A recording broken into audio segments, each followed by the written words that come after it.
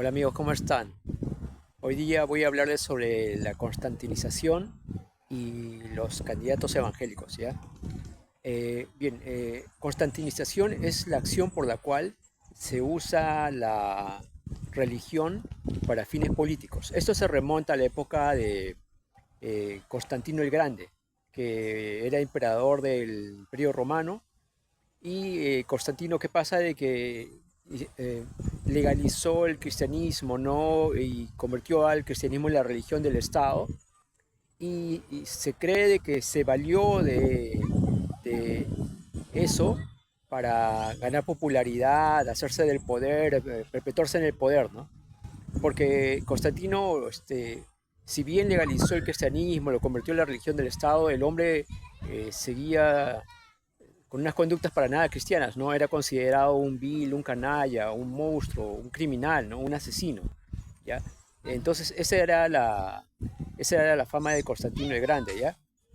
Entonces, ¿qué pasa? De que de ahí viene la palabra constantinización, ¿no? El uso de la religión para fines políticos, ¿ya?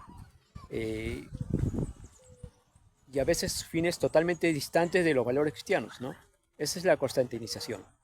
Ahora, ¿qué pasa? De que en la actualidad hay políticos que recurren a la religión para ganar réditos políticos, ¿ya? ¿Cómo?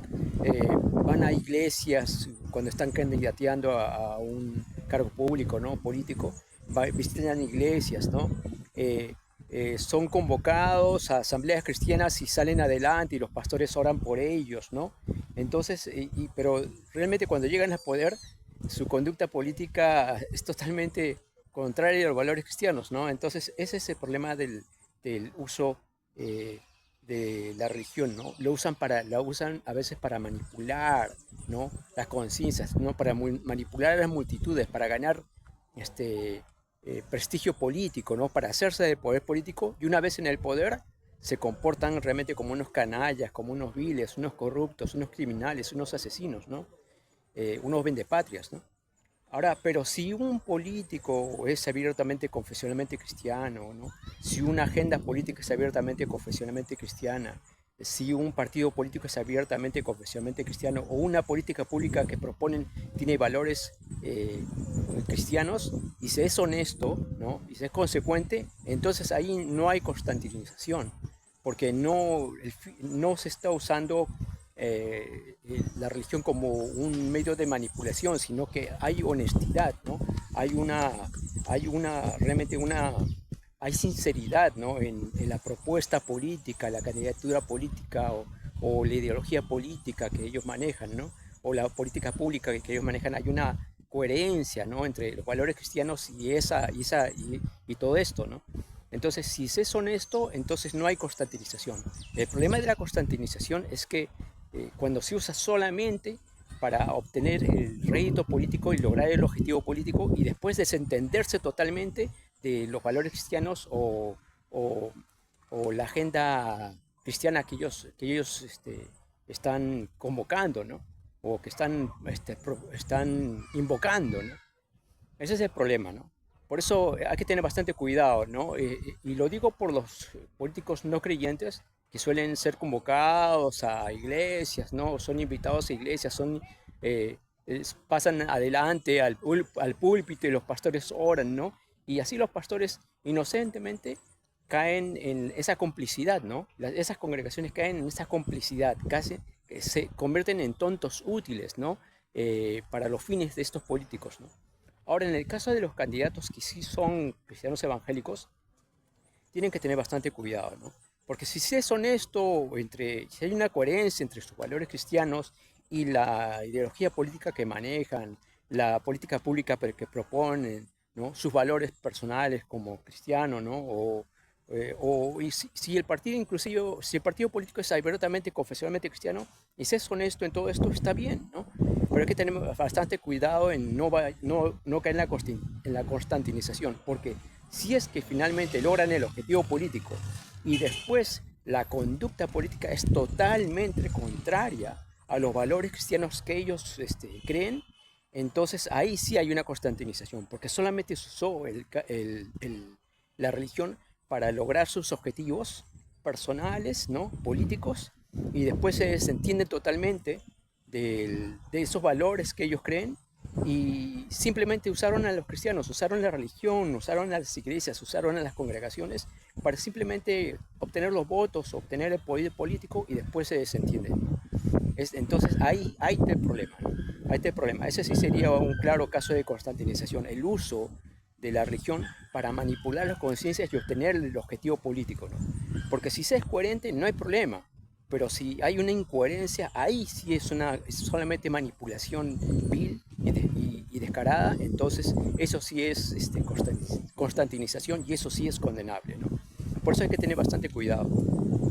Por ejemplo, también quiero hablarles ahora sobre los candidatos evangélicos. Hay que tener bastante cuidado cuando un evangélico postula a un cargo público y si apela a valores cristianos o tiene una ideología cristiana o propone políticas públicas con valores cristianos o su partido inclusive es abiertamente cristiano y si es coherente está bien. Pero hay que tener bastante cuidado porque me acuerdo que en un país de Latinoamérica un candidato estuvo postulando, un candidato evangélico, y sus partidarios decían, ¿no? Vota por el candidato de Dios, ¿no? O también decían, ponte la camiseta de Dios, ¿no? Y supongo que y la camiseta supongo que tenía el nombre del partido, el nombre del candidato, hasta la foto del candidato. Nunca vi esa camiseta. Pero el asunto es que decían, ponte la camiseta de Dios, ¿no? Vota por el candidato de Dios, ¿no? Y realmente es así, Dios tiene un candidato, ¿no? Ese es un típico caso de manipulación, ¿no? Usando la religión para fines políticos. Porque finalmente el Señor, Dios Todopoderoso, que pone reyes y quita reyes, no le dio la victoria a esa persona que era considerada el candidato de Dios, no le dio la victoria electoral, perdió. Entonces ahí se dan cuenta de cómo muchos cristianos son tan inocentes, ¿no? Son tan inmaduros, desconocen tanto de la Biblia, tienen tanto desconocimiento de teología, ¿no? Que caen en este tipo de conductas infantiles, ¿no? Inmaduras, inocentes, ¿no? Debido a su ignorancia, su desconocimiento de teología, de Biblia, ¿no? Y se dejan llevar y son manipulados y también manipulan, ¿no? Esos partidarios se prestan a la manipulación, pero también a la vez son manipulados, ¿no? Entonces hay que tener bastante cuidado, ¿no? Entonces, por eso, cuando un cristiano evangélico quiere entrar a la política, tiene que tener una fuerte articulación teológica, tiene que ser muy coherente con sus principios, porque no vaya a ser que entrando a la política propone políticas públicas que están totalmente contrarias a los valores cristianos, ¿no? Totalmente alejadas. Por ejemplo, crear zonas rosas, por ejemplo, ¿no? Y que las prostitutas tengan su CTS, su AFP, su bono de Navidad, su bono de fiestas patrias, su bono de escolaridad, ¿no? Y que tengan sus vacaciones, sus derechos sociales, o sea, cuando todos los cristianos conocemos y sabemos que esos son males sociales, ¿no? Entonces, ¿cómo un político cristiano, una vez que llega al poder, podría promover crear zonas rosas y legalizar la prostitución? O quizás llegar al poder, y porque he conocido cristianos que están en favor de la legalización de las drogas, y otros en favor de la legalización del aborto, ¿no? Para que vean el grado de incoherencia, ¿no? Entre los valores cristianos y sus prácticas políticas, ¿no?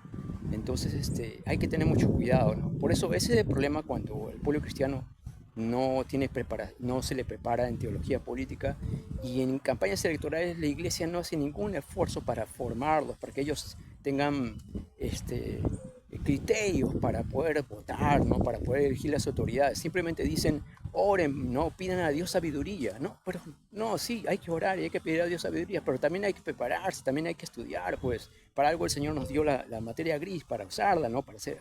Para hacer juicios, ¿no? De valor, ¿no? Para razonar, para decidir, ¿no? Con inteligencia, ¿no? La inteligencia es algo que Dios nos dio, ¿no?